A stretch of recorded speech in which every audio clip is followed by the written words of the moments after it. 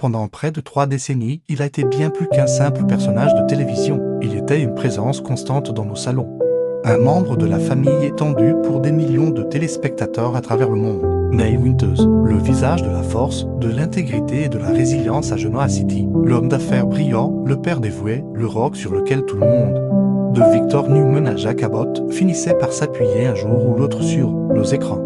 Nous l'avons vu tout affronter. Il a combattu les démons de l'alcoolisme, il a survécu à des pertes dévastatrices, il a navigué à travers des trahisons déchirantes, et à chaque fois, il s'est relevé, plus fort, plus sage, avec ce sourire rassurant qui disait que tout irait bien. Neil Winters était l'image même de l'indestructibilité, mais ce que les millions de fans ignoraient, c'est que derrière le sourire éclatant de la star de télévision se cachait un homme en train de se noyer lentement, un père dont le cœur a été brisé en 1000 morceaux.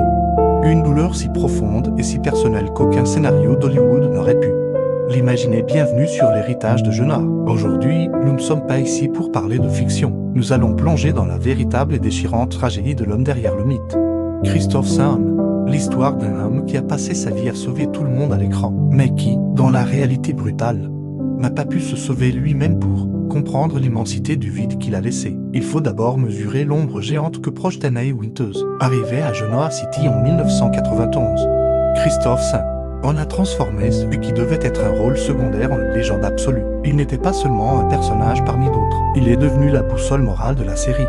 Une représentation rare et puissante d'un homme noir prospère et complexe à la télévision. Nous l'avons vu construire un empire commercial à partir de rien. Nous avons vibré lors de son histoire d'amour passionnée et tumultueuse avec l'inoubliable Drusilla. Mais surtout, c'est son rôle de père qui a marqué les esprits. La façon farouche dont il protégeait Lily et Devon. La manière dont il leur a appris à être fort face à l'adversité. A résonné chez des millions de parents. Il y avait cette scène mémorable, gravée dans la mémoire des fans, où Neil, confronté à ses propres démons de l'alcool, regarde une bouteille, puis regarde ses enfants et choisit sa famille. À l'écran, le message était clair et puissant, l'amour d'un père peut vaincre n'importe quelle addiction. Neil Winters était un héros du quotidien. C'était l'image que Christophe projetait au monde avec brio. Une image de succès, de contrôle et de force inébranlable, mais loin des projecteurs et des tapis rouges. Christophe menait un combat bien plus difficile, bien plus terrifiant que tout ce que les scénaristes avaient écrit pour Neil. Il était le père dévoué de Julien, son fils bien-aimé qu'il a eu avec son ex-femme Hyacinthe. Julien était un jeune homme brillant, un artiste talentueux à l'âme sensible, dont les peintures révélaient une profondeur incroyable, mais Julien souffrait aussi d'une forme sévère de schizophrénie. Pendant des années, Christophe a mené une guerre silencieuse pour sauver son fils. Il a navigué dans un système de santé mentale défaillant, cherchant désespérément des réponses, des traitements, un espoir. Il était le protecteur dans la vraie vie, tout comme Neil était à l'écran. Mais avec des enjeux de vie ou de mort, puis vint le jour qui a tout changé. Le jour où la lumière s'était éteinte dans les yeux de Christophe. Le 23 novembre 2014, Julien, à l'âge de seulement 24 ans, a perdu son combat contre ses démons intérieurs. Il s'était ôté la vie alors qu'il était censé être en sécurité dans un établissement de soins psychiatriques. Imaginez la douleur. L'homme qui, tous ses jours à la télévision, jouait le père parfait capable de résoudre tous les problèmes, venait d'échouer à sauver la personne la plus importante de sa vie. La culpabilité était écrasante. Le monde de Christophe s'était effondré. Le masque parfait de Neil Winters commençait à se fissurer, révélant un homme brisé en dessous. C'est ici que la réalité et la fiction entrent en collision de la manière la plus cruelle.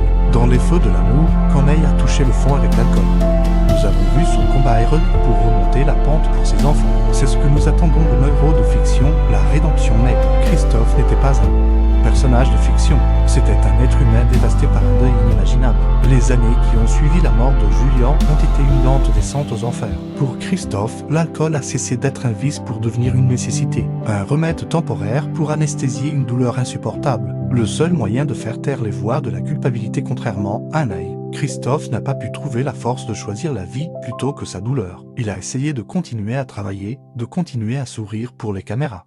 Mais le fardeau était trop lourd. Nous avons vu les gros titres inquiétants. En 2017, autour de l'anniversaire de la mort de Julien, Christophe a été hospitalisé après une crise mentale publique menaçant de se faire du mal. Le grand protecteur de Genoa City criait à l'aide. Mais sa douleur était trop profonde pour être guérie. Finalement, le 3 février 2019, la nouvelle que tout le monde redoutait est tombée comme un coup de tonnerre. Christophe Sahn a été retrouvé sans vie à son domicile à l'âge de 52 ans. Le rapport d'autopsie officiel a parlé d'une maladie cardiaque hypertrophique aggravée par une consommation excessive d'alcool, mais Ceux qui le connaissaient vraiment, ses amis, sa famille, ses collègues, savaient la terrible vérité. Son cœur n'était pas seulement malade physiquement, il était brisé spirituellement et irréparablement depuis le jour où Julian est parti. Il est mort d'un chagrin d'amour littéral quand Les Feux de l'amour a diffusé l'épisode hommage.